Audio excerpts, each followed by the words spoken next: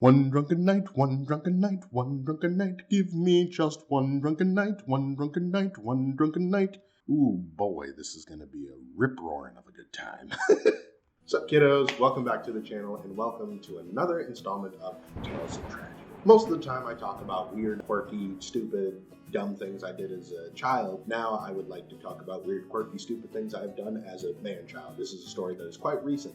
Actually took place last November. It involves two of my very near and dear friends, Teddy and Scott. They're both wonderful. I love them both very, very dearly. I've asked them both if they're okay with me telling this story, and they're both awesome and said that that's absolutely fine. So without further ado, here we go. So back last year, around August, I auditioned for and got into a community theater rendition of The Addams Family. It's run by Lyric Theater. Addams Family marks the 6th show that I have done with them. They're absolutely amazing. I have genuinely found a family with them. Scott, I had actually worked with before. I met him in my first ever Lyric Theater show, Mary Poppins, back when I was still fresh out of high school. He was one of the featured dancers. I was in the ensemble. We got pretty close, and then for the next 4 shows that I did, Scott wasn't in any of them. Came back for Addams Family, reconnected with Scott, and we also reconnected with a friend of ours now called Teddy. And Teddy is a very, very lovely young lady who works her butt off at a job. She's like an engineer or something. But basically, one of the things that all 3 of us agree on, quite wholeheartedly, is that we like our liquor. And we like going out and getting a little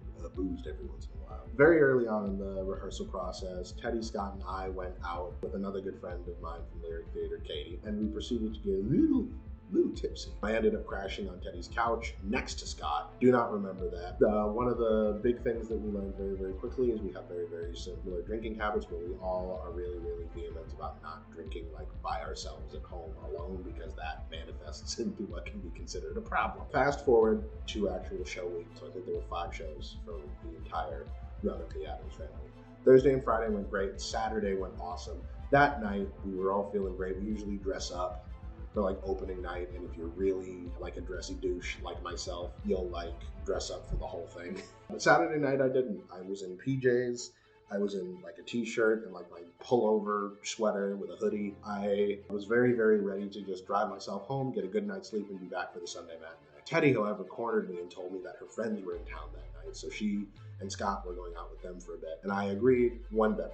Just as a disclaimer, that was one of the bigger mistakes of my existence. The one thing that I really, really don't do well is I like making my friends happy, and Teddy wanted to go bar hopping, so I proceeded to be like, okay, I'll go, I'll have 1 beverage, and then I really, really need to get home. By the time I get all of my stuff, Teddy and Scott have already left the theater building and are already out. I think Scott texted me and was just like, hey, we're here, and then he's just like, Teddy is telling you to do that, so I got pulled into a new establishment. There are probably going to be Addams Family musical puns throughout the entirety of this video, and I apologize. Actually, no, I don't. The show's fucking rad. But anyway, I go to the bar, I get myself a Long Island iced tea, because when I'm out and about, this is the only thing I can think of, because they're tasty. Finish my drink, I'm ready to leave, and Teddy's just like, oh, you're not leaving. And Teddy is already really tipsy. Quick note about Tipsy Teddy. Tipsy Teddy can be one of 2 things.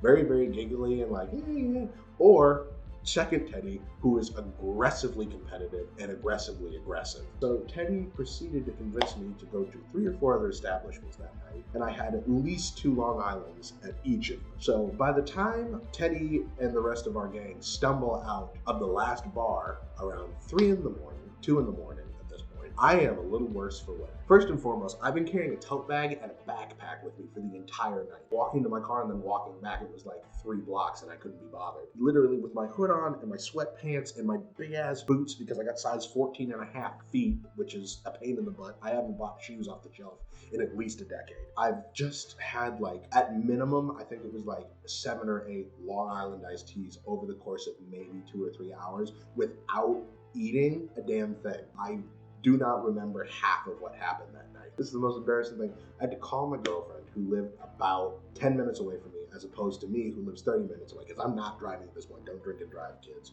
Or adults who should know better at this point. That's my Good Samaritan message for this video. Do not drink and drive. Also, don't give in to peer pressure either. Teddy, I'm mad at you. I called Anna at 2 in the morning. This poor woman. And I basically go, hey, I'm on Church Street. I stayed out later than I want, and I'm very, very drunk. Could I just like crash on your couch, and then I'll like leave in the morning and Uber back? Like you won't even know I'm there. So she came and picked me up. I parked on her couch, like still in all of my clothes. I get back up the next morning, and the liquor has not left my system. I got about maybe 4 or 5 hours of sleep before I was up. So I get back to the Flynn Theater. I get back, and everybody's like getting into costume, getting into makeup, all the rest of that fun schnizer. About that time, the alcohol starts to wear off. So my head feels like somebody is driving 2 red hot railroad track stakes just into my temples. And my stomach feels like a washing machine on the spin cycle. So I'm feeling very worse for wear. So I walk in with a thing of tea, still in my sweatshirt, get in line for makeup, and I just put my head down and shut my eyes. Scott walks in. Scott's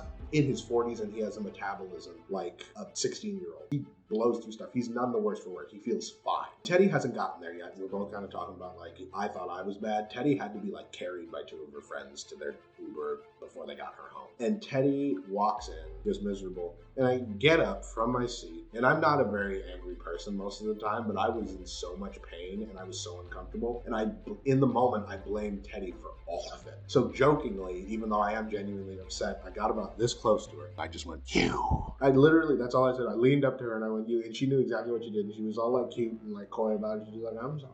But it was just a dynamic where me and Teddy bonded over the fact that we were both miserable. We're doing warm-ups, singing, jumping around, getting the blood flowing before our last show of this run, and I am feeling horrific. And somewhere after that, I was still in line for makeup, and I felt my stomach give just a little hitch in the giddy up. So I immediately go, okay, and I quietly went out of line, walked down the stairs, went to the bathroom, and proceeded to yak my brains out in the toilet for like a solid 5 minutes. And it was all liquor, so it burned coming back up. It came out my nose. I feel like if I'd yacked for like another minute or 2, some of it would have leaked out behind my eyes. It was bad. So after that, I go back, I get in line, and I'm just like, okay, the worst of it's over. But now that the liquor's gone, the headache is actually shut in. My stomach does not feel great. It's also empty, so I'm feeling kind of weak and queasy. Right before the show, I yak it again. So I finally go to the stage managers, and I go, look, I'm very ill right now. I have puked twice. I did not tell them why because I didn't feel like getting scolded. She tells the other stage manager, a woman by the name of Sarah, if they ever see this video, I was hungover. Sarah immediately comes over to me and takes this stuff. She went into full mom mode. She proceeds to take this like mint extract stuff and rub it under my nose. And I breathe it in and it clears up my headache and my stomach immediately. Like it's not that it's gone away, it's just that the mint right here just masked all of it. And I started bouncing and everybody's like worried about me, but I'm just like, okay, let's do it. Let's do the first number. So we run out on stage, we do the first number and everything went fine. I proceeded to puke 4 more times during this show. Like running off stage, I could go out, do the number that I was in, and then run off. People were like getting me water. There were puke buckets on either side, both stage left and both stage right, so I could literally run off and be like, excuse me for just one moment.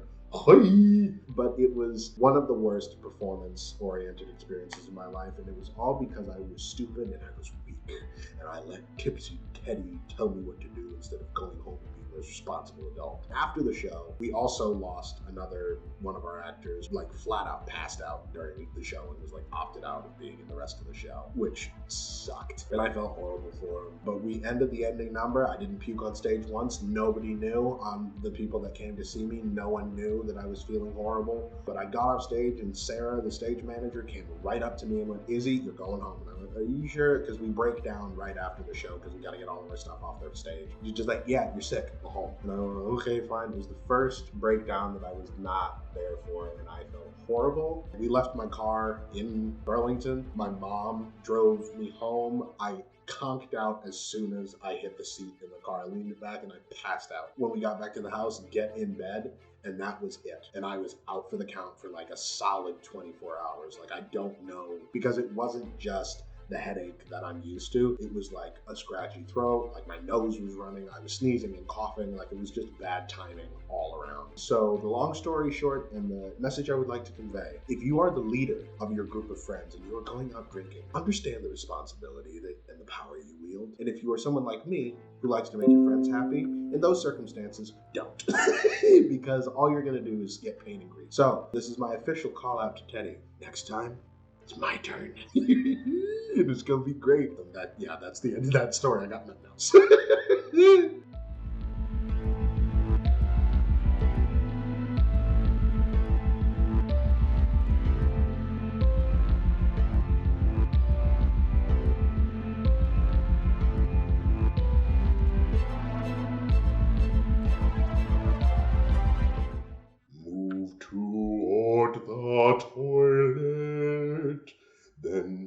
Puke out your brains. That's actually really funny. I feel a parody coming.